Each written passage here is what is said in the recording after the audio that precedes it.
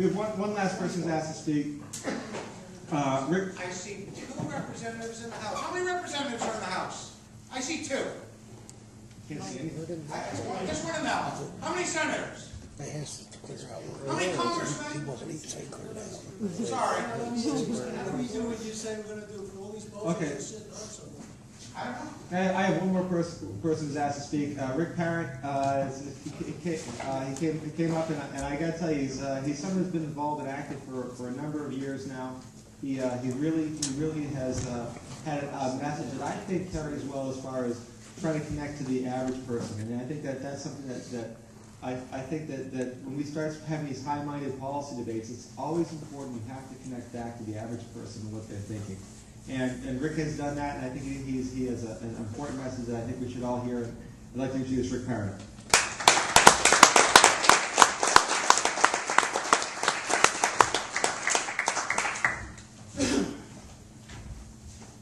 Well, now that the orators have spoken, I am the comedian from the other night. I am Rick Parent. I brought my teleprompter. If you had indulged me, I would like to use it. I do have some notes. Obamacare. A few years ago, in 2010, when I decided to run for Congress, that was a big key word, Obamacare. Repeal Obamacare, repeal Obamacare.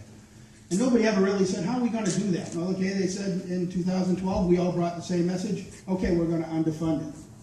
I think we're missing the conversation. It was brought up to me today by Michael. This really isn't a healthcare message. This is more of an insurance message. Amen. I mean, it wasn't supposed to be a tax, but Justice Roberts said it would be a tax. Oh. So where are we? Either you're going to have to be on the Affordable Health Care Act and be subservient to it and jump through all the hoops to have that, or you're going to pay for it. Now, how many people here really want it? No. I think we're in unison here. Because even the people that wrote that law now have somewhat of a question for it. I mean, they're going to delay it till 2015, till after the next election cycle, after the midterms. Is that so we can get more people in that will vote for it? Because right now, they're not in the 60-40 cusp like they want. That's pretty scary stuff. As an average person, I tried to go to Congress to stand up for me and the people that I'm supposed to represent. Somewhere along the line, our former congressional representatives have maybe lost that. But it's not a Democratic thing, it's not a Republican thing, it's not an independent thing, it's not a Free Stater thing. It's an American thing right now. Because nowhere else in the world is that system working. You're here. Which scares me. I tried bringing that same message as a layperson, as somebody that's just an average Joe, a non-political person. And I had to sit at the dinner table and look and say, how is this going to affect me? I have insurance. I'm very fortunate my job provides insurance. Some of us here may have insurance. There's Medicaid, there's Medicare. There's a lot of solutions out there. But you know, if you really want affordable health care, let's have a free market solution. You're here. We're here. My note says here, a competitive marketplace for health provision. Well, there's only 2 insurance providers in the state of New Hampshire. Yeah. Okay, we're a small state. I'm very proud to be a citizen of the state. But let's open it up to across the lines. Yes. You know, and it shouldn't be dictated on a federal level what we do here in New Hampshire, because our demographic is totally different than a failing system in California, New York, or Chicago, you know, Illinois, or some of the biggest states. Massachusetts, our next door neighbor. Are they doing any better? Mm-hmm. You know, they blame Romney, but I mean, it's an overall thing. It takes a legislature to get it in place.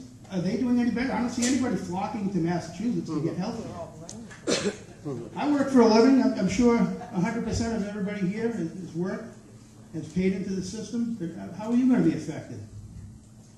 You know, recently I lost somebody that I consider, and I'm not trying to be emotional or anything, but I lost somebody I considered my mother, which she adopted me when I was engaged to a daughter many, many years ago, and we stayed in touch all these years. And at the end, she was deemed unworthy.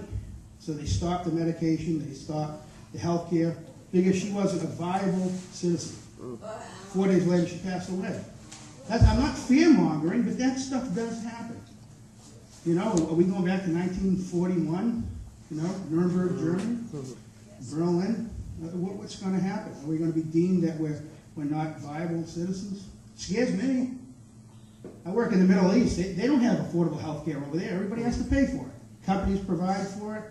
But they have numerous insurance providers. So, I mean, are we in the dark ages here? The big push now is for health care. I think we need to get off of that and start focusing on getting people, instead of spending, let's give you an idea. If we're spending over $2 million for each state in the United States of America, okay, to just show people how to get on that system, where's the mindset? You know, that's $100 million we could be using to do something else. Maybe go help somebody poor. You know, don't force me to have insurance that I don't need. I don't think anybody here wants to be forced anything. There's something that came in the news the other day, scared the Jesus out of me, and I am a God-fearing individual. I'll read just a stigma of it. Forced home inspections? Yes. Has anybody heard that? Yes. So let me ask you, you're going to be on that healthcare system, so that's going to give them the right to just come into your house. Wrong. That's aggressive coercion, in my book. It's a violation of the 13th Amendment in that said document that George just said. I'll read that to you. It sounds a little different, but this is basically aggressive coercion. It's telling you that you have to do something that you don't want to do. 13th Amendment, and most of us that have either run for office or some people, we usually give these out, and I didn't bring any tonight, it was a little short notice, but I'm sure you can get them at every event and give them out for free. 13th Amendment says, neither slavery nor involuntary servitude, except as a punishment for crime whereof the party shall have been duly convicted, shall exist within the United States or any place subject to their jurisdiction. So why are they telling you you have to pay for health care that you don't want, that you're not going to benefit from? Tyranny. Tyranny. That's scary. That's top-down dictation. Power. It's all about power. They keep going Power and and going money. and testing their limits and going and going and going, and we haven't stopped them yet. Nobody stands up to stop them. That's why they keep going. The checks and they're getting balances away are with gone. it. And they're getting people on food stamps, so when they get them on food stamps, they're gonna make them all nanny state, and then we're gonna be really behind. If we don't stand up and do something now, we'll never have a chance. I applaud her for that. We're doing really good. Here's the deal out there. It's like bringing the sheep in every day, or bringing the herd in every day. You bring them to the trough, you feed them food. Oh, they love it. Hey, food, just walk up. You know, you have a little feast. One wall goes up of the corral. The next day, you know, the sheep are out grazing, the herd's out grazing. Sheep herder says, come on in, it's time to eat. They put all the food out. Well, they come in, but they don't notice there's a second wall up. That's 2 out of 4. The next day, the third wall comes up. Sheep. That's God telling me I'm time limited. That is a sign. Anyhow, you get the sheep in there on the third day. Now there's 3 gates. They don't think anything of it. They walk out the front gate. Okay, they're done eating. They go out into the field. And the feeding time comes, and here they come. They get them in there. It's just like us people, and the people that are taking welfare checks, taking the affordable health care, taking the food stamps, and believe me, I grew up in the projects. I know what it is to be poor. I did everything I could to get out of that. But you know what? The last day, those sheep and the herd come in, they're grazing away, they close the gate, and they send them off to slaughter. So don't lose the sight of the big picture here. We're being led down a path where we're being told what we have to do from the top down. It's not us telling them what to do for us. That scares me. You can change that. You know, we need to be active. By you being here tonight, we're all active. We're paying attention. And we have friends that maybe couldn't have been here. But if you talk to 2 people and they talk to 2 people and they spread the message and they come to the AFP events, and thanks go to Greg for having this event. The AFP is a very active group of people, especially here in New Hampshire. I mean, Matt. I mean, I met Lenny and Matt and Greg at some of their events, and I was fortunate to be there. We have to spread the word. We can't be complacent because, ladies and gentlemen, there are 3 walls up right now. And it's only a matter of time before that gate is going to close. and we're gonna have no way to get out of it. If you don't have health care, I believe in helping the people that don't. But the people that benefit from that aren't the people that are paying for it. The people that are paying for it aren't gonna ever benefit from it. It is a tax, just as Robert said it was. I'm scared. Now Obama, okay, he was a constitutional scholar in college. He put his hand on the Bible and said, I will, and I do. I don't fault him for that, but I hold him accountable. Okay, if you are a constitutional scholar, you should know the law. You should know the Constitution. It's not a living document. It's not a breathing document. It's a binding document. He knows it, he doesn't believe in it. He told us he's not I know. believing it. So then that means he lied. He is a liar. You know? But again, he was voted in. Okay, here's the deal. It's 100 years in the works. Progressives have been moving in on us very slowly. They're playing it like they were not progressives. But right now, it's the 100th year. And now, like even in the Bible, it says our day is coming because he's going to come and save us, because now is the time to get active. And the thing is, it isn't even about any of this. It's not about any of this. They're drunk with power. It's the top. It's the Illuminati at the top. He's a puppet.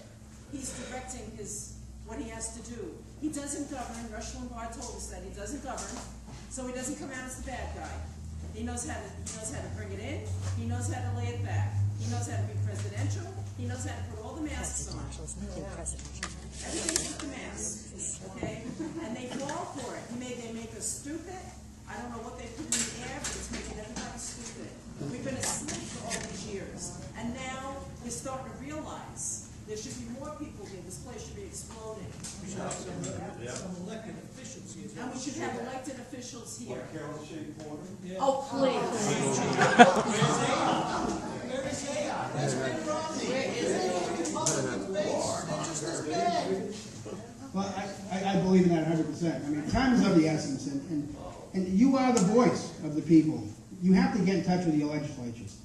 You have to talk to your reps. You have to talk to your elected officials, whether it's your congressional representatives, your senators, your state senators, your U.S. senators. You have to be heard.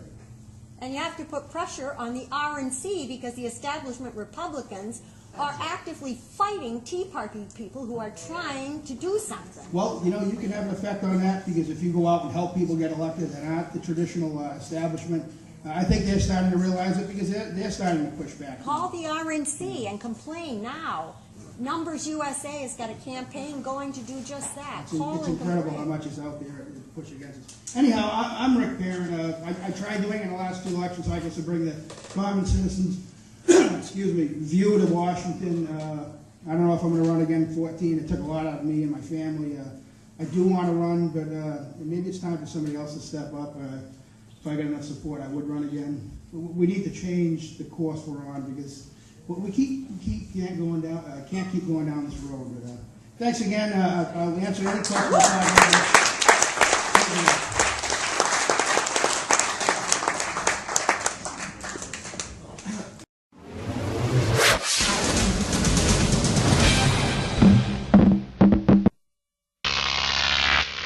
Croc TV.